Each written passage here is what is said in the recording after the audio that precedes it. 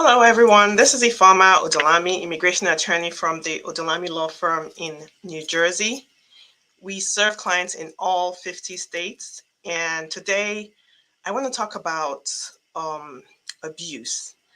And I was just listening to, I've been kind of following the saga with Kim Kardashian and Kanye West, just kind of paying attention to what's going on and some of the things that's going on from things that we're hearing about from the media because we don't know them and we don't know the truth of what's going on. But some of the things that I am seeing, it's really disturbing, and it reminds me of some of the things that my clients who are in abusive marriages are going through.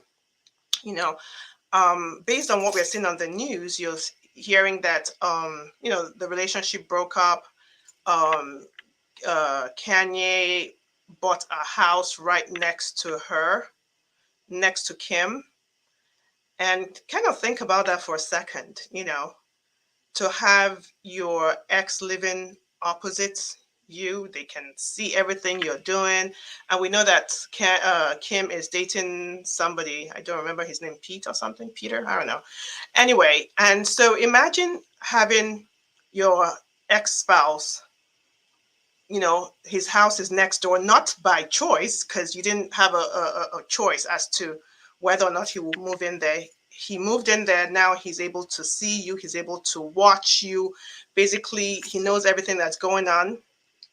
And then he begins to use the media to, manipulate what's going on. He's talking about things that the other Kim doesn't want discussed, talking about how she's letting the children watch TikTok. Now, these are not things that the public need to know. This is a private matter. So when somebody brings a private matter and they use it to, in a way that it's supposed to change the public's, perception of you, that's what I would consider abusive behavior, right?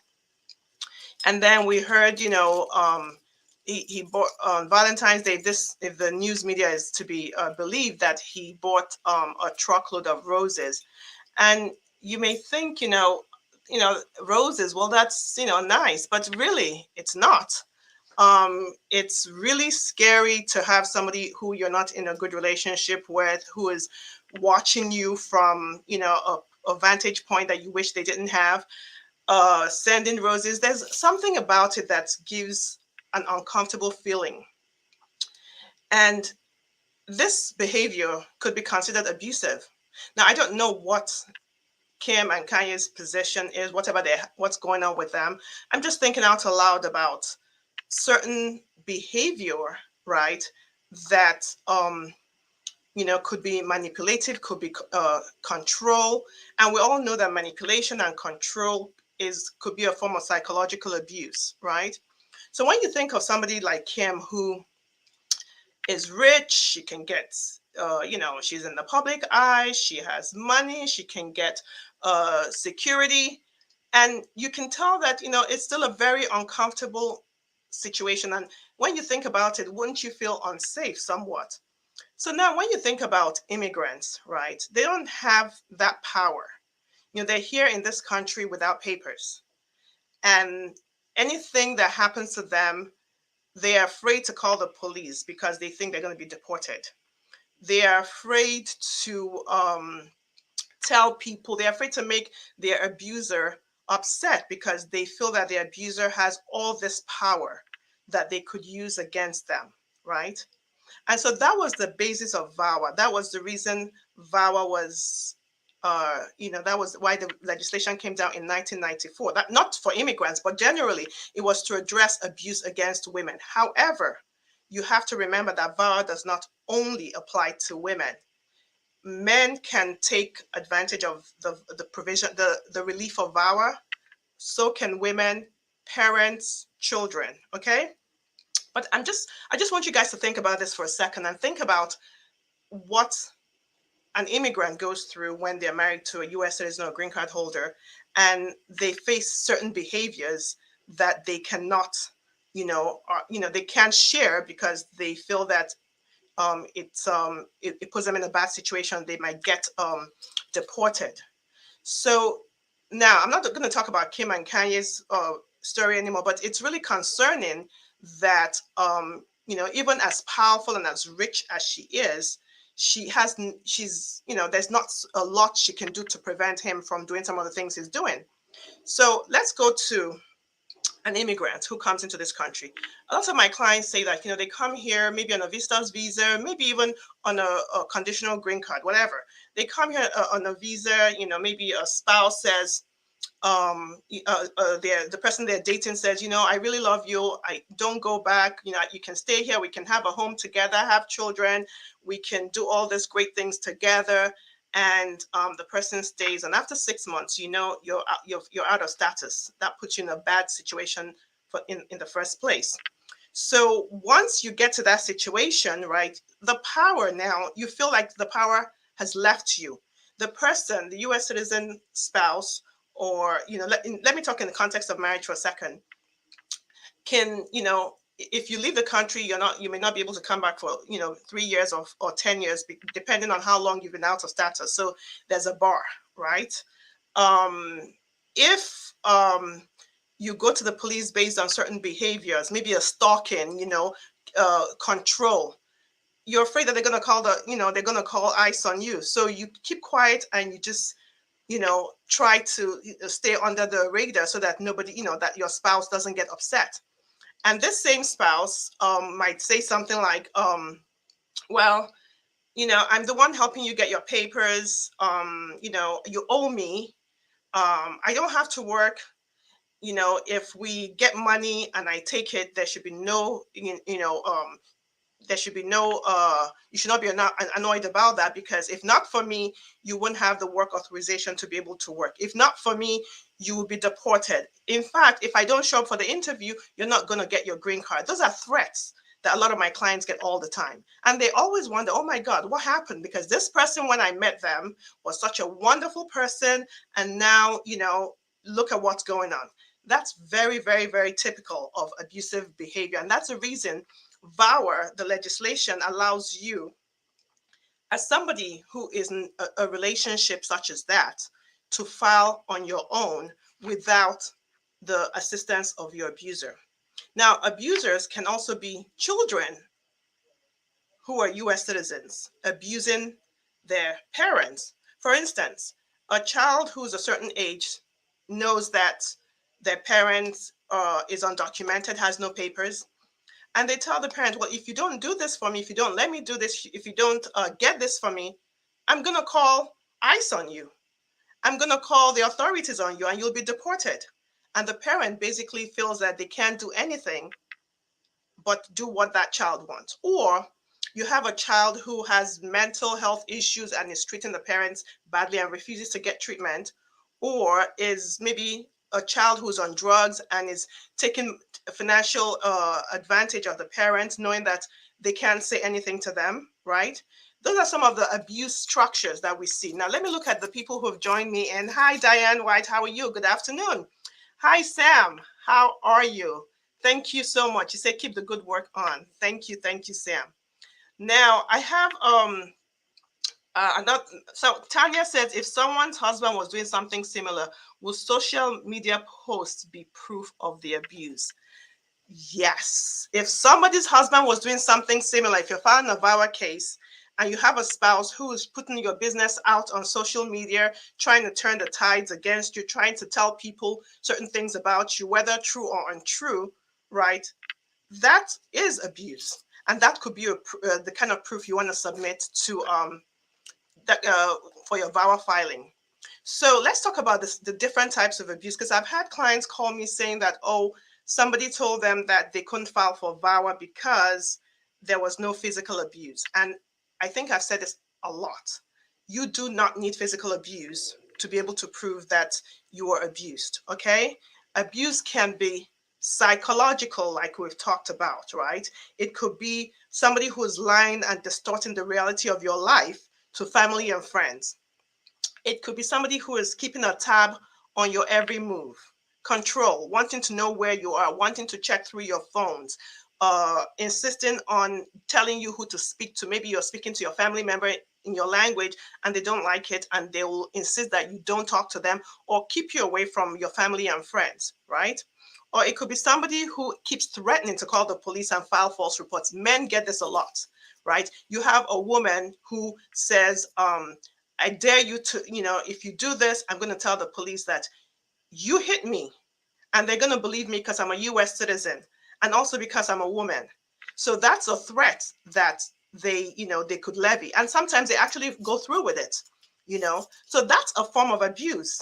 Or taking your credit cards, opening accounts that without your consent, right? Or refusing to file joint documents, knowing that you need this document to be able to prove a bona fide marriage, such as they don't want to join you to file taxes, they don't want to open a joint account with you, they don't want to give you the documents you need to file your paperwork, such as proof that they're a US citizen or green card holder, or they just don't want to help you, or they threaten you and tell you that they're not going to show up for the interview.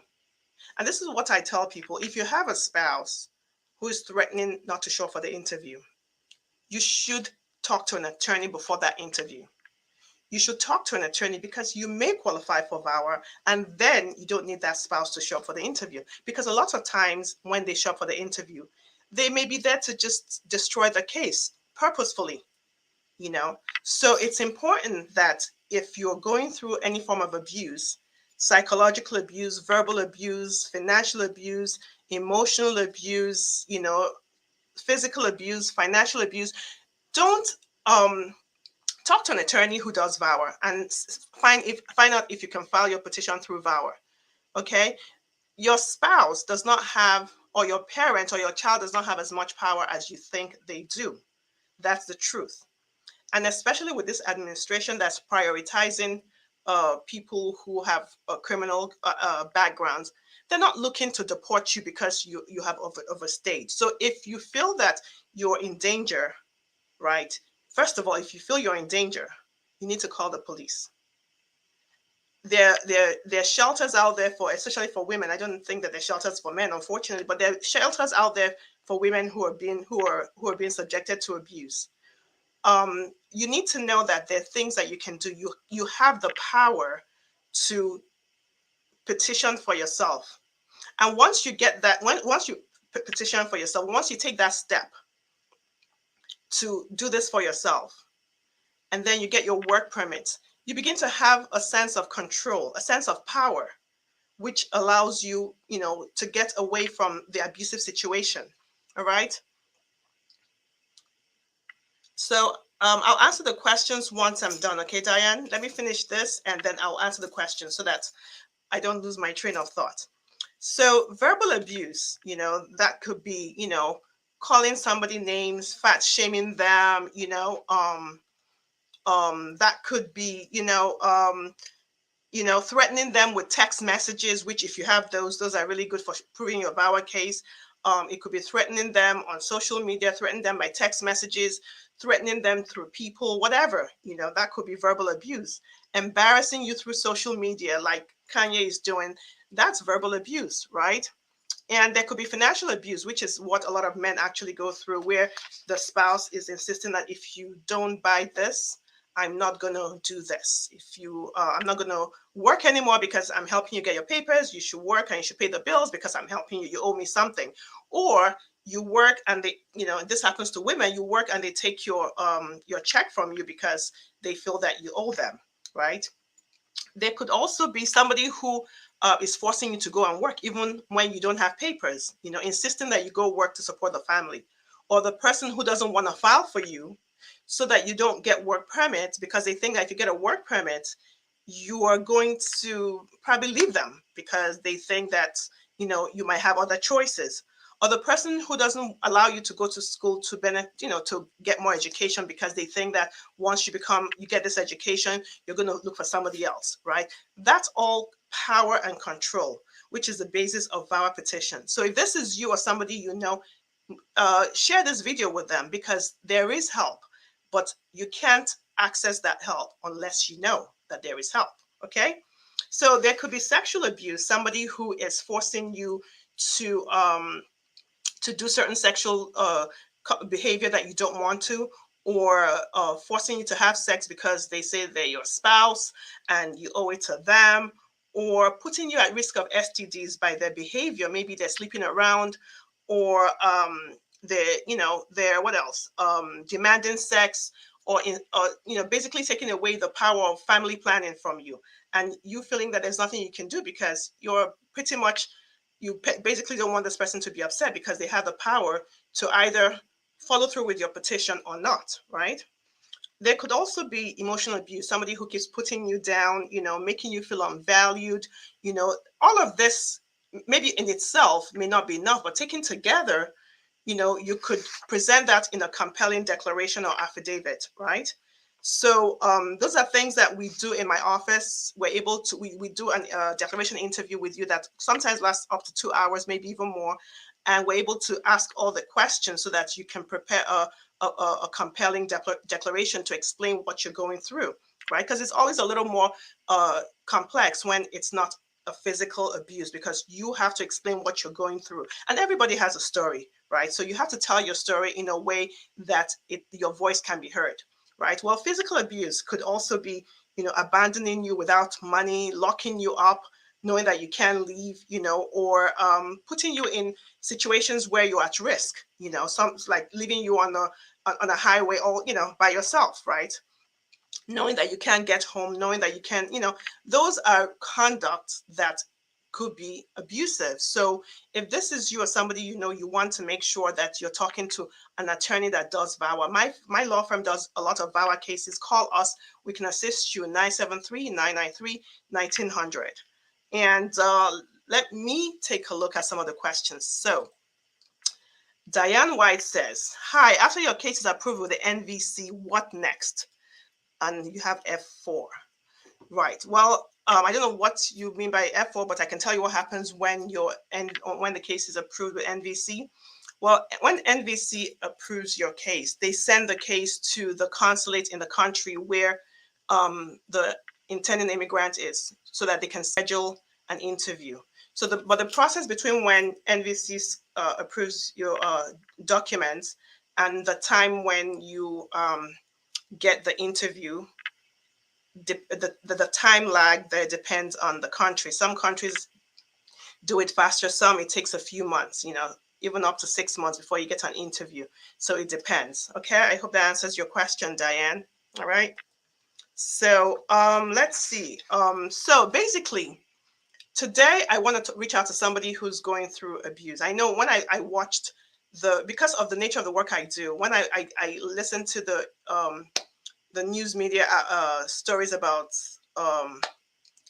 Kanye West and Kim, I was really, really, it made me really uncomfortable, because it reminded me of, listening to some of the things that my clients tell me they're going through, and that sense of powerlessness, the fact that somebody's able to do all this and you don't have, you don't really have any power, especially for immigrants who are afraid of the people that are supposed to protect them. Immigrants are afraid of the police authority. They're afraid of the government. They're afraid of the people that are there to protect them from abuse. So what does an immigrant do?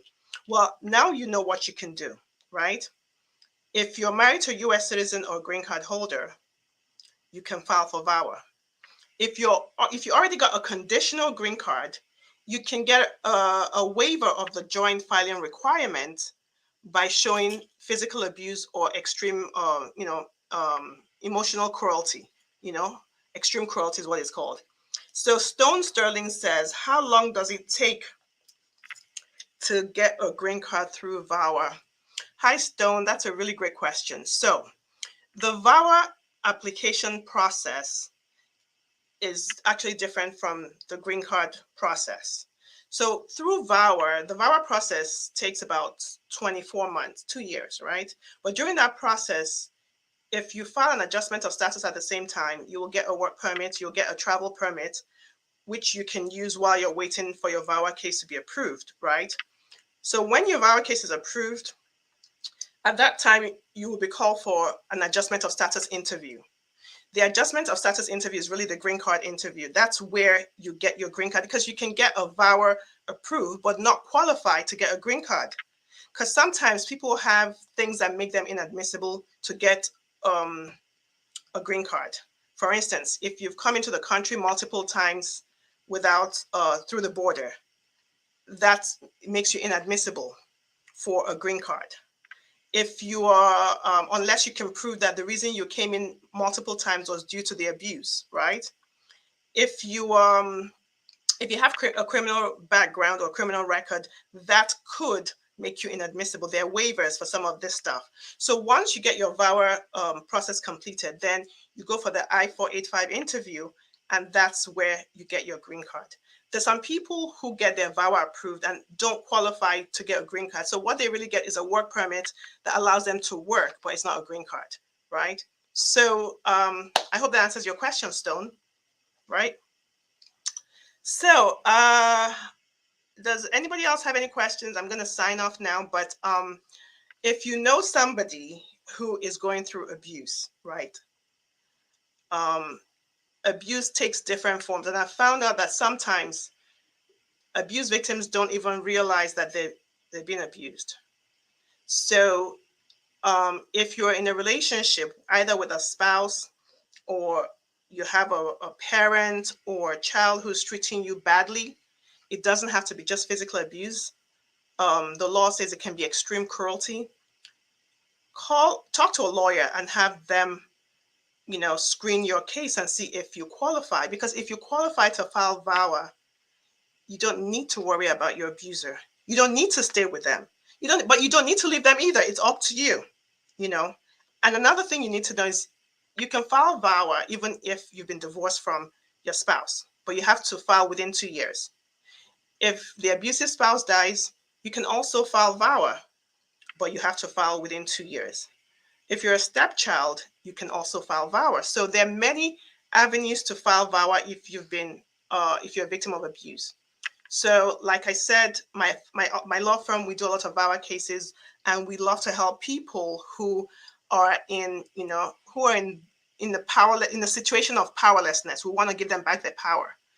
And so if this is somebody feel free to call us. Our number is 973-993-1900. You can follow us on social media, Facebook, Instagram, YouTube, and LinkedIn, and TikTok sometimes. All right, take care, you guys. Been fun here.